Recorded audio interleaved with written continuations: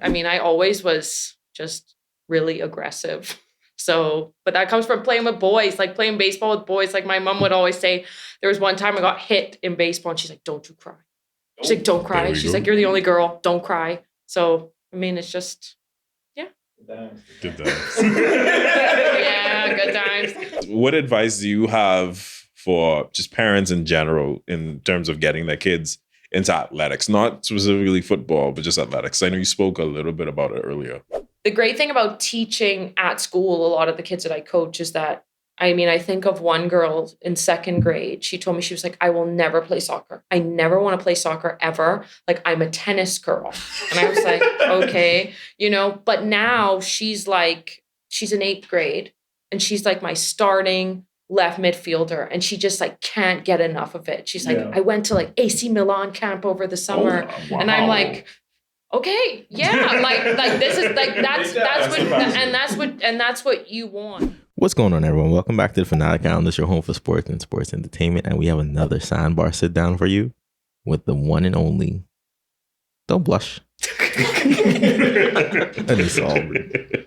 So Annisa's a lifelong soccer enthusiast, player, and a coach. She currently coaches at Lyford Cay and Renegade FC, who are the reigning under 15 champs.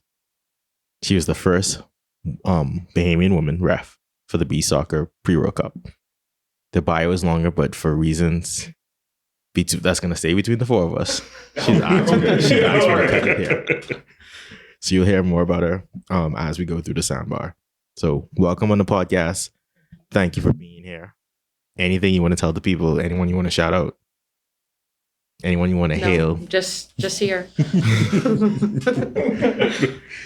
All right, so I guess I'll get us started. Being a lifelong soccer enthusiast, how did you get your start?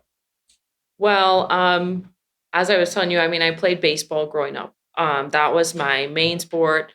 And I got into 8th grade at St. Andrews, and one of the girls was like, we need more soccer players. And I was like, this is not like, this requires more running. And she's like, no, we'll just put you in the back. We'll put you in center back. And every time the ball comes, you just blast it. Like, so that's how I got into it. And then back in the day, they used to have Center of Excellence, where they would take the top 5 players from the BFA would take the top 5 players and they would put them in the national development program. And for some reason, I got put in that by Baja Juniors at the time. And that's where I met Coach Van Dyke Bethel, who was at Kingsway for a while. And that's how I got into it. I made the U15 national team and then U17 national team, and then ended up going and playing D2 college soccer and softball. So still kept my love for baseball, softball, but still soccer gave me a little more opportunity. That's interesting. So if I may, what was the position that you played in baseball? And did that kind of help transition you into playing center back in soccer? So in baseball, I played first base, but in softball, I was a shortstop and a catcher. So then when I went to college, I played catcher. So it's right in the middle of all the action all the time. And center back's kind of similar. So you're watching, you have one of the best views of the field other than the goalkeeper. So I would say it helped me. It definitely made me more aggressive. As like a catcher, you can't get run over. Right. So, but I mean, I always was just really aggressive. So, but that comes from playing with boys, like playing baseball with boys. Like my mom would always say, there was one time I got hit in baseball and she's like, don't you cry. She's like, don't cry. She's like, you're the only girl. Don't cry. So, I mean, it's just, yeah. Good times. Yeah, good times. So I know there's like a close-knit soccer community here in the Bahamas. So I guess given your interest in start, how did you transition into growing love for the culture of soccer or football? Well, I mean, I think that I had a really great coach. So, I mean, U15 and U17 Van Dyke, like I was telling about, I mean, he was just phenomenal. He had very, very high expectations, and we trained 5 days a week and we played games on Sundays. So Monday to Friday, we trained, like I was doing BGCSEs, everything. And I was still training 5 days a week. So it taught me, management, like even up till this day, I can still manage my time effectively because of him. But I mean, I wouldn't say the love stayed. Like there were things that happened. I went away to college and I came back home and there wasn't women's soccer. So I stepped away. I went back to my first love of softball, played night league. And then when I started working at Lyford Cay, they were like, we have a football team. Would you like to come and coach? And I was like, I'm playing, but I'll coach. And so I started with U7s. And I worked up to U19, and then now I'm with U15 girls. So that's kind of how it started. I fell in love with it again through coaching, for sure. Yeah. Yeah. So with falling back in love with it with coaching, was there anything that you can take from your experiences here versus what you had when you went off to school that really pushed forward? Because it sounds like a lot of what you would have taken from the love of the game came from your experience in under 15 and under 20. So what did you take from the United States when you came back home and implemented? I think it's just the seriousness of it. I mean, sometimes we come out and we play a women's league game and, like it's not serious. And we see it sometimes. I see it even with the girls I coach, telling them that I'm not here to be your friend. I will laugh with you on the sideline, but when it's time to work, it's time to work. Like there's no, and Van Dyke taught me that too, because like Van Dyke made me get a yellow card when I was playing for St. Andrews, and like he was my coach, but he made sure like I learned the lesson. But I think it's just holding the girls to a high standard. Here sometimes, I mean, with all sports, sometimes, we just do the bare minimum, and we just, if we're successful, then okay. But for me, it's developing the whole athlete. It's not just how many goals my girls score or, how many minutes they played. Because at the end of the day, like not many, I think of the girls I went to high school with, maybe 2 of us played football in college. Like it teaches you the lessons that you need for life, but not everybody's going to go and be a big college athlete, Yeah, I wanted to ask about that as well, because I guess I want to know the difference between playing on the club level here and high school level, because I feel like football for us over here is like we know the game, but we are not like, we don't want to be to a point where we're like highly skilled or anything. We just feel like, oh, we can kick it, we can be good, and all that stuff. So I just want to know the difference. It's work. I mean, I think for me, coaching at Lyford Cay, I've really been blessed. Our kids play a lot of football, so we have a football program Monday, Wednesday, Friday. The kids are playing football. Every lunchtime, they're playing football. Like they live, breathe, just everything football a lot because we have a lot of international, we have a lot of Spanish, which football is everything for them. Yeah. But I mean, it's creating a mentality. I think, we talk about like 12-year-olds. It's people say, oh, my 12-year-old is a soccer athlete. It's like, no, your 12-year-old is a kid who plays soccer.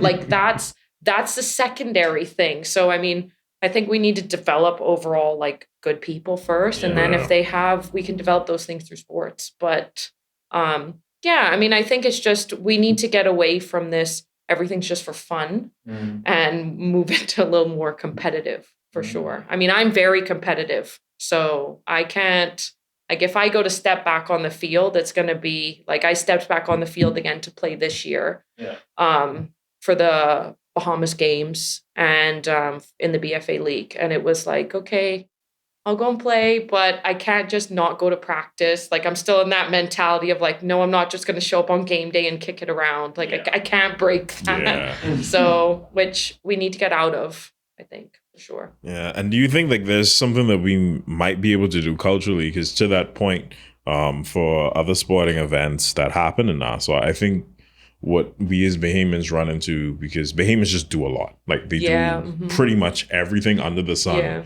on top of like their regular day. So how do we get that seriousness implemented at the younger age so that they know like if you're playing in a light league or if you're going to represent the country on a team, like the importance of your practices? Because you mentioned Monday through Friday and games on Sunday, but the kids now are Monday, Wednesday, Friday. I mean, obviously there's some balance, but I think too I think back to like when we were in school, right? Like I did every BISS sport.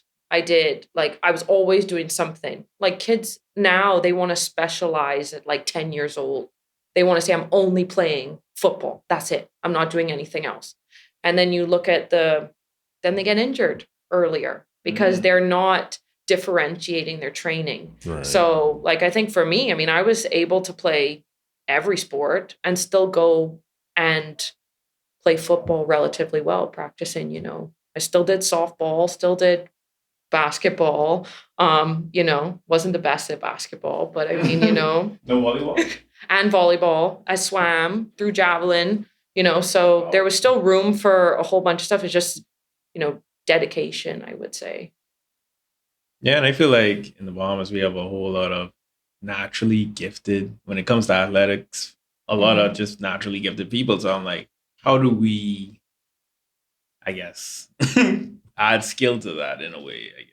Yeah, I mean, I think it's just practicing a little bit more and then giving people opportunity. Like, we need to create the culture where, like, if you and I like soccer, let's go play a game of pickup. And we don't have, like, if you drive around, we don't have many people playing pickup games of soccer. Like, I know out by Lyford Cay, we have every Friday they play, but like, that's what we need more of. We need more. And then people can fall in love with it. And then, we go from there.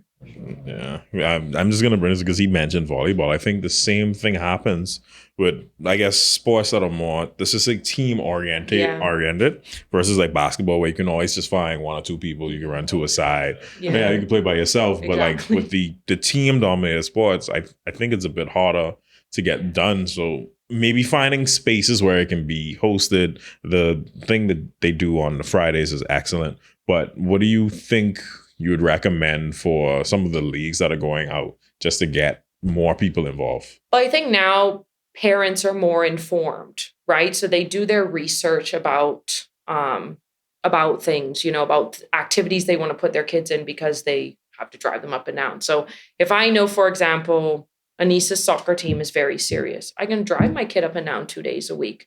But if they see that your league isn't serious, then they're like, I'd rather put my child in tennis where I know they're going to have practice 4 days a week. And like, I can guarantee the coach is going to be there all the time. So I think it's like, we have to build that back, of like, this is serious. We can't just like come out and not train for 3 months and then go play a big game and expect to win, So I guess I have a question about Lyford Cay. Yeah. Like, how is the environment different? Does it remind you of when you played and how your coach was so strict on you and how I am not the same. I am not the same as the coach I had. I mean, I think coaching girls sometimes is a whole different beast than coaching boys. I mean, I obviously grew up in the Peter Wilson era of St. Andrews, which was you got yelled at and like, I mean, a legend, but like and for me, I thrive on that. So even now,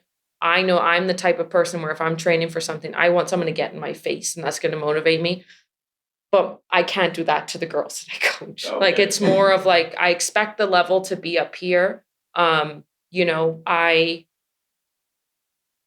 had a beach soccer coach who always told me, he goes, my goal is to equip you when you go in the game. Mm-hmm. I have to create smart players. So by the time the game comes, I should have already equipped you to do what you need to do. So me standing and hollering on the sideline is not helping at the moment because I'm not creating a smart player. I'm creating someone who's listening for me all the time to correct them. So I'll tell, I'll be like, hey, remember, you need to move over here. That's about the extent of it. And then when we come back in the huddle, it's, what did you do well? What's working? What's not working? What are you struggling with? Kind of a positive for each of them and then something that we need to work on as a whole team. That's kind of my mentality that I go with. Yeah, for sure. So you've had a lot of coaches in your lifetime. So what are some of the, I guess, coaching traits that they've displayed to you that you've tried to develop into your own style of coaching? Like you said, coaching women is different. Coaching girls is different from coaching boys. What did you take from them to mold the kind of coach that you are today? Yeah, I mean, I think from Van Dyke, I took the importance of being on time, like being on time and being dedicated. Like there were no room for excuses. I mean, I was talking to one of the girls I played with the other day, and she was like, do you remember that one time, like, we came to practice on time every day. And then like we had volleyball championships and we came like 10 minutes late. and Van Dyke made us run the whole practice. Wow. And now I coach with Van Dyke. So like he coaches with Renegades as well. And it's like full circle. And then with beach soccer, when I played on the national team, I was lucky enough to have a Brazilian coach. And for me, it was the very much like, we can be friends and we're good. We can have a great laugh off the pitch, but on the field, you got to work. Like, I don't care how you get it done. It needs to be done. Yeah. And I think that whole of equipping the players with the tools they have in order to execute, because at the end of the day, we don't want to be holding their hand while they're walking.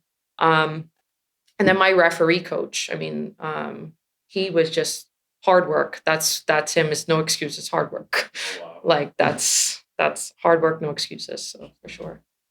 So since you brought up the refereeing, how is it? Let's just take the full spectrum from the player to the coach to now the referee side. What are some of the things that you appreciate most from each? So I took a 10-year break really from playing football here. And so I got back into coaching, like I told you. It was one Sunday afternoon. Someone was like, you should come play beach soccer. I was like, beach soccer? Like what? Like run on the beach? Like, no. So I remember like clear as day, like run down, run back. And I was like, dog, I can't do this. Like this is too much. But then the Brazilian coach, he was like, we need to get you to play. And so I was like, I'm doing my master's right now. Like which is where Van Dyke's learning comes back in. Like I was able to do my master's, teach full-time and practice every night. And I loved it. I mean, I fell in love with the game. I had two great coaches.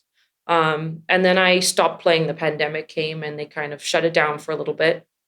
And the referee, I was like, you should get into refereeing. I was like, no, I don't want to. I have no desire to do that. That's not something I've never had any desire to do. And he was like, well, why don't you just come help me kick the ball around while the referees train? And I was like, okay. And then that's how I got into it. I mean, and it's challenged me a lot. I think when you reach a high level in football, it's like, okay, I've made it.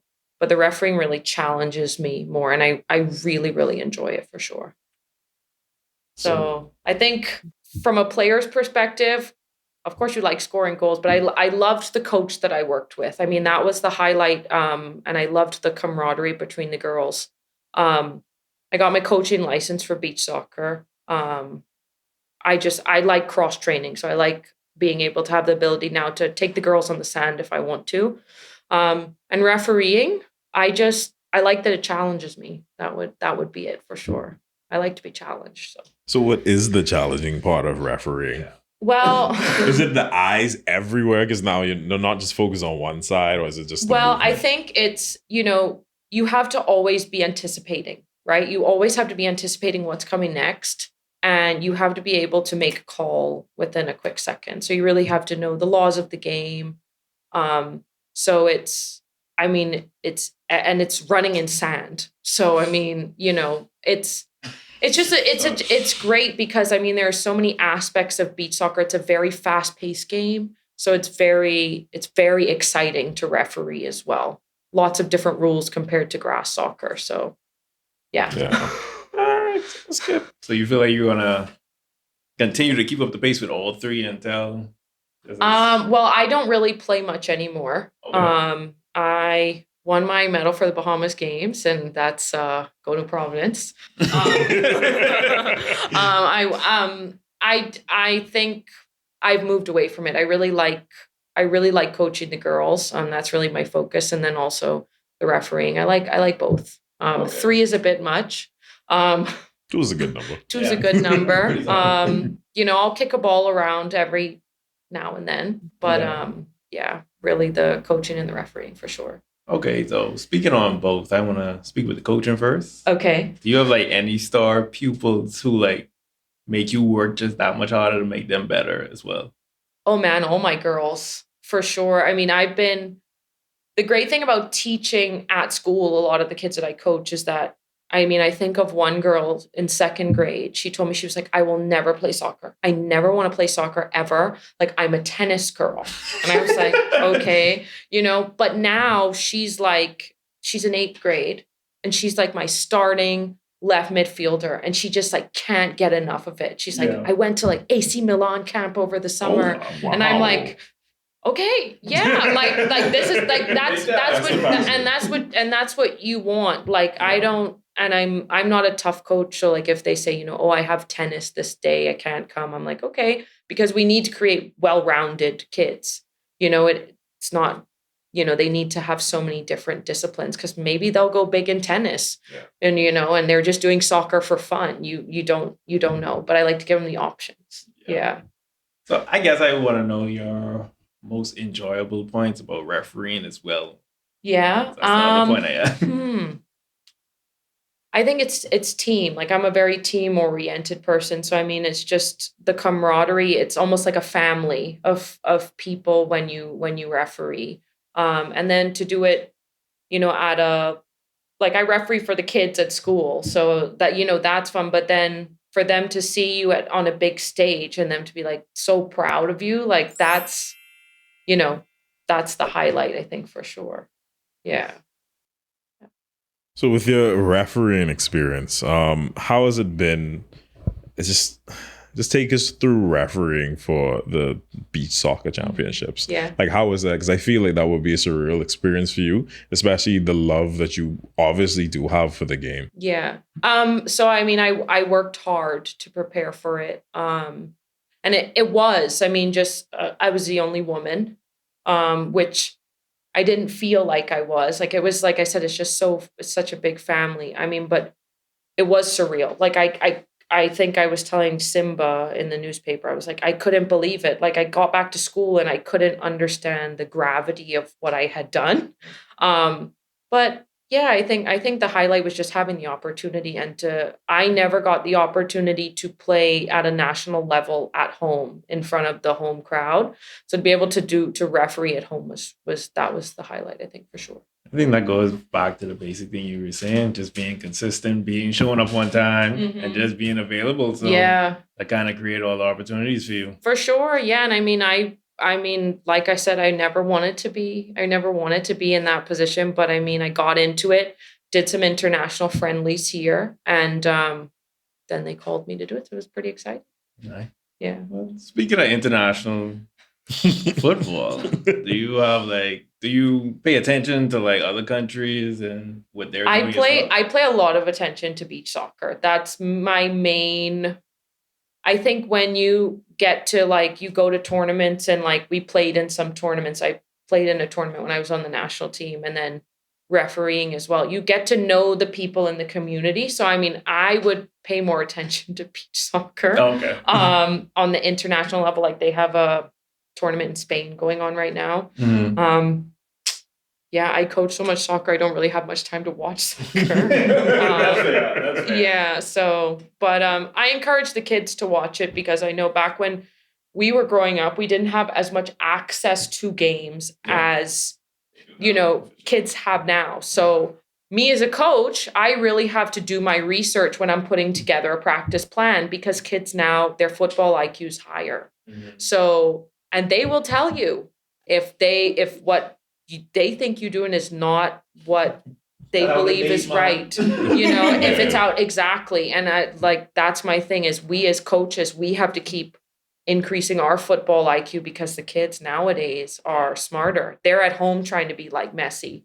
Like they in their backyard kicking the ball up against the wall, trying to do the turns, like in their, so yeah, I think definitely like beach soccer is what I watch, but I still tap into the grass because I coach it. So I definitely keep on top of that as well. I don't want anyone telling me that I don't know what I'm doing. For sure. So this is going to be a 2-part question. Okay.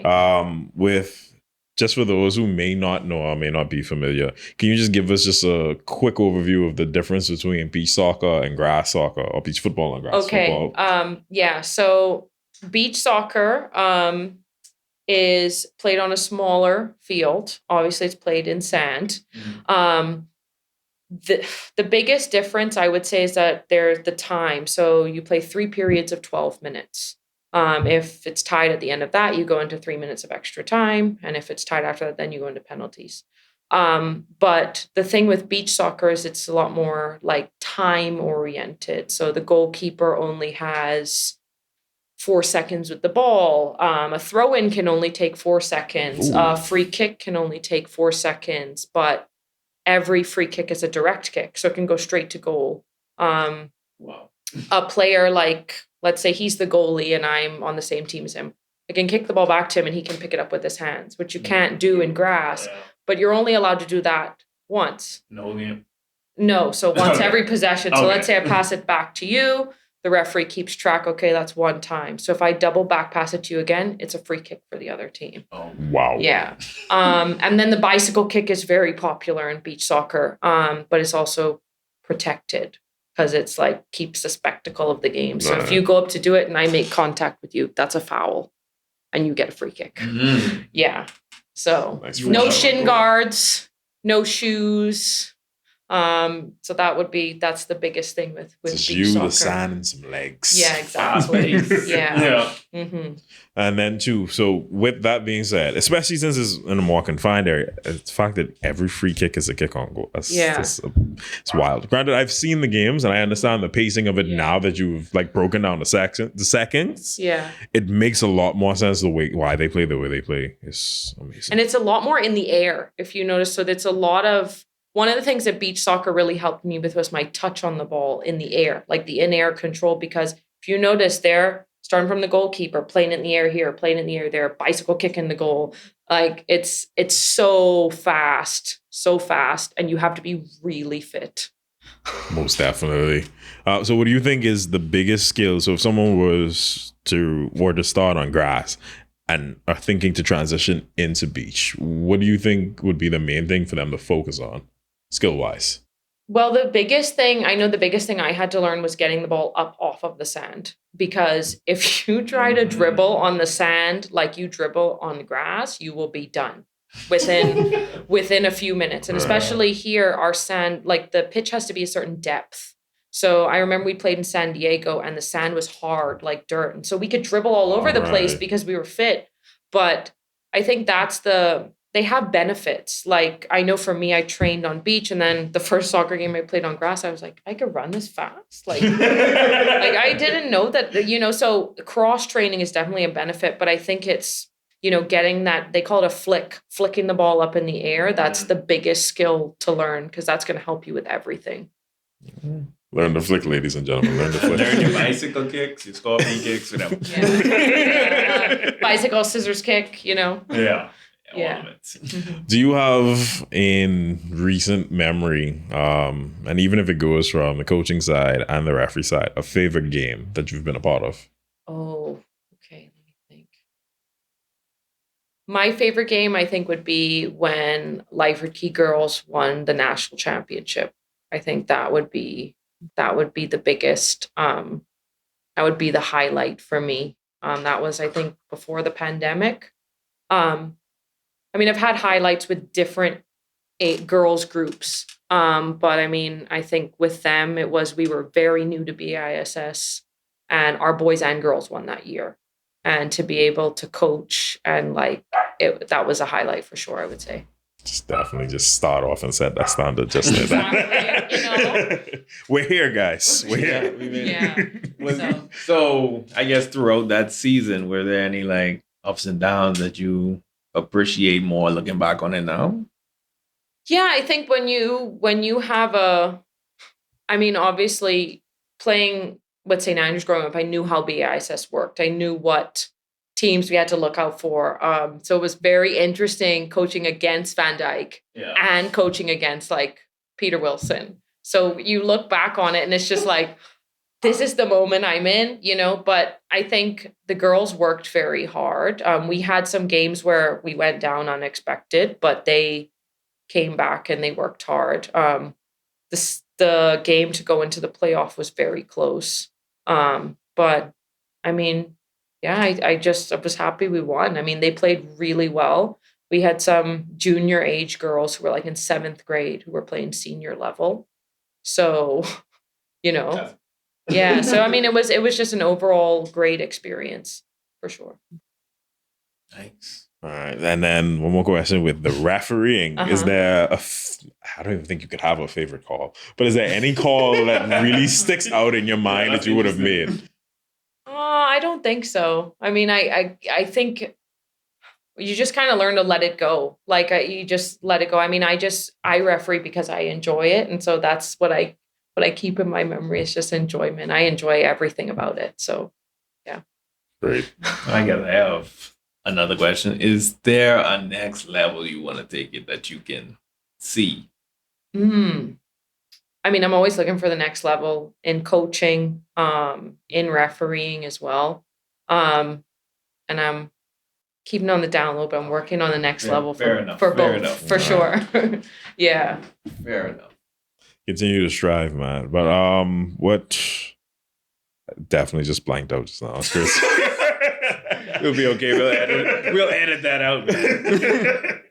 Yeah, one of the things is that referees don't really talk much about refereeing. It would make sense. Yeah. He's like, yeah, I'm a referee, and like that's it. Yeah. Like you don't talk much about it, Like, nah, I'm the ref. Yeah. Yeah. Yeah, exactly. You don't see like post game interviews with like the referee. The referee's just gone. Like like. It was one time during the NFL season, this guy was trying to talk to the ref, and he's like, "Excuse me, sir, I'm speaking to America. I'm speaking to America here." I was like, "This is amazing."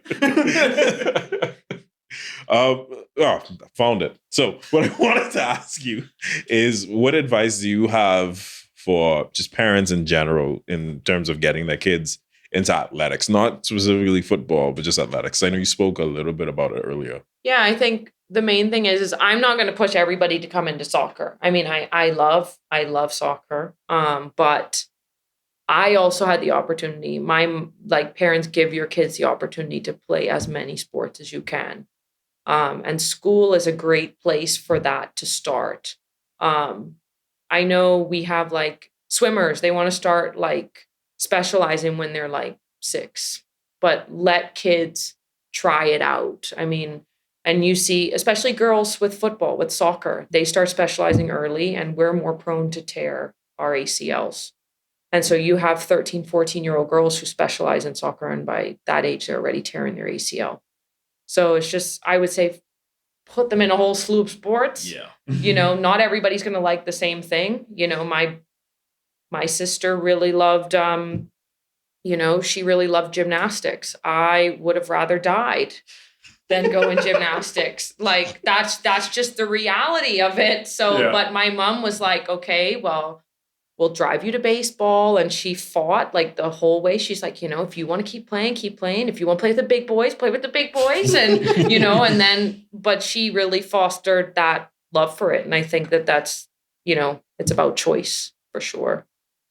That's good. That's good advice. Ladies and gentlemen, let your kids try things out as much as possible. It may honestly just be that simple, because you find a love for it and go from softball to javelin to baseball to now refereeing and coaching soccer at, I guess, one of the highest levels in the country right now. Yeah, trying, got to keep pushing for sure. Speaking of coaching, I know you talked about the next level. I hope this isn't prying. Okay. Would you ever consider coaching softball or baseball? I have in the past, and I really enjoyed it. Right now, I just don't have time for it. I do love softball, though. I would, like I was telling you, I played night league right when I came back home. I just couldn't bring myself to keep going home at 2:00 in the morning. But I loved softball. Softball is probably my first love. So, yeah, I would love to coach softball. I guess reverse engineering it. Where did that love come from? Like initially? Oh, my mom played softball. Oh, okay. So my mom played softball. My dad played football. So they soccer.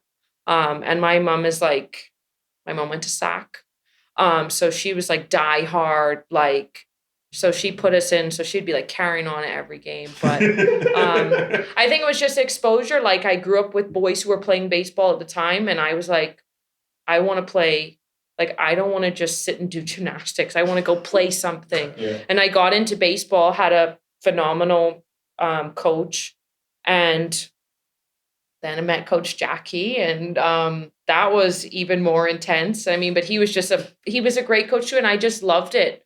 And I loved that I was given an equal opportunity as the boys, but not because they wanted to just because I worked hard. Yeah. And so, yeah, I think that's where that came from.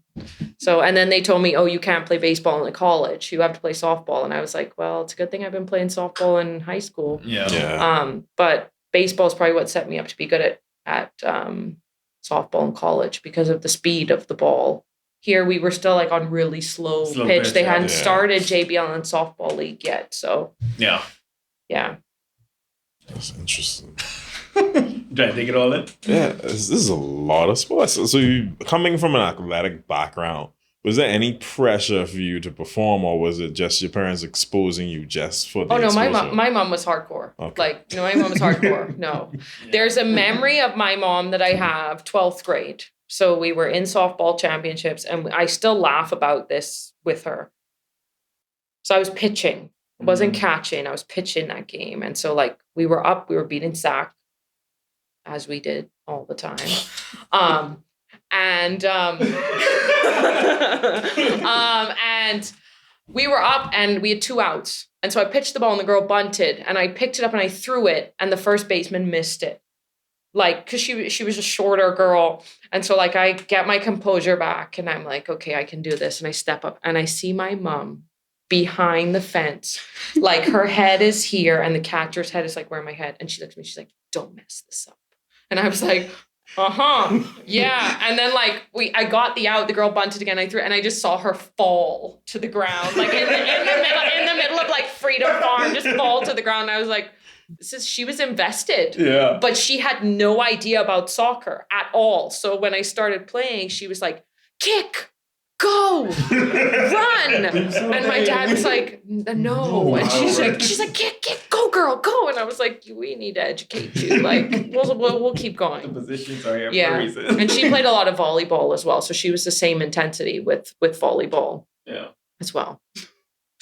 See, the thing what I like about the sports that you like fully deep dive in, like, they're so highly skilled, like they can almost go into any other sport. Yeah. And that's the thing is people don't realize that is like, and I think of me, I've not had a knee injury. So, like, which is relatively unheard of for someone who's played this much football. But like, I credit that to, I literally strengthened all of my muscles in every plane of motion possible. So that way I never had any issues because I was just into everything all the time, except basketball. Like, I fouled out of every basketball game I ever played. It's the intensity. I just, they like, just couldn't handle the intensity. Body check someone. They're like, you can't do that. To be fair, I used to So. do the same thing. So. I used to do the same thing. He's a football player on the court. I could, like, basketball is not my strong suit. My defense is not legal. But see, that's where I am. And like, I remember like the first game I ever played for St. Andrews, like the girl's like dribbling down the court, and I like body checked her off the court, and the coach is like, you can't do that. I was like, but I got the ball though. Like, what? And he's what like, are we talking about? He's like, no, you can't do that. They back into you, and then they fall, and it's like, Too much drama. Y'all need to vent some more. Oh man. Sorry. Very good dad. So what advice would you give to the kids out there that are watching, or to those who may be watching with their parents? Like, just general advice, athletics or life-wise, because you've been through the entire gamut. Yeah. I mean, the first thing I will say is listen to your parents.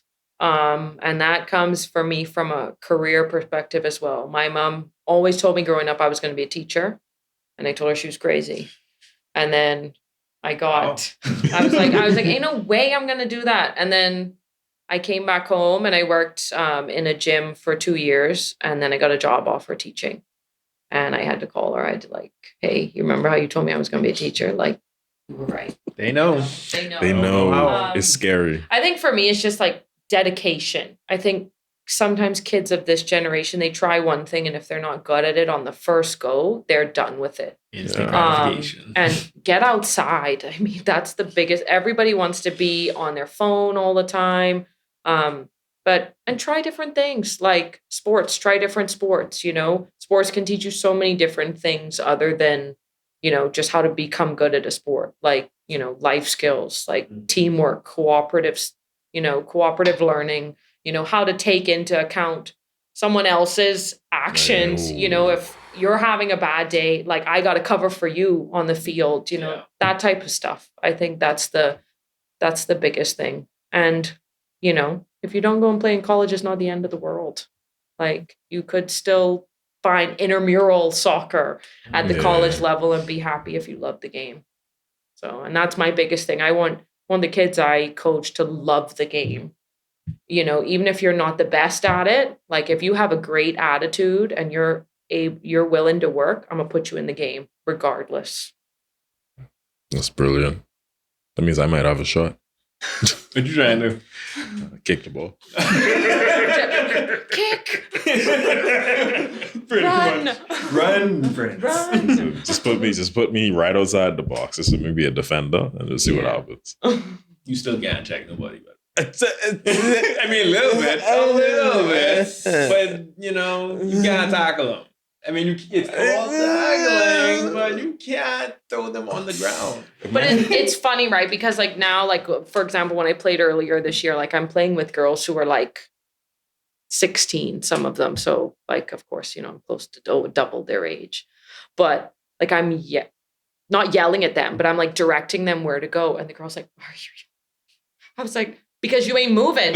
Like I'm telling you where to move and you're not moving. And so, it's just, I have to have the conversation with my girls where it's like how someone speaks to you on the field doesn't necessarily mean sometimes you just got to get it done. Like I will be your friend off, but like sometimes if you don't move, I'm going to make you move. It's a war zone. Like exactly. And at that age, the emotions just all over the place. I know, but I feel like for me, like I've mellowed as I've become a coach, because I look back at myself when I was like 16 years old on the field, like I was a scary person. Like I would run you over. Like if we're on the same team and like he knocked and he knocked you over, like I was coming to take you out the game. But now I'm not like that. You need teammates like that for sure. Right, because a coach can't do it. But players. Hey, go take that person out. Bounty game. Yeah. Oh, man, that's beautiful though. Oh, yeah. So, as tradition holds, Yes. we have one more final question. Okay. We want to know. It's okay. It's a safe question.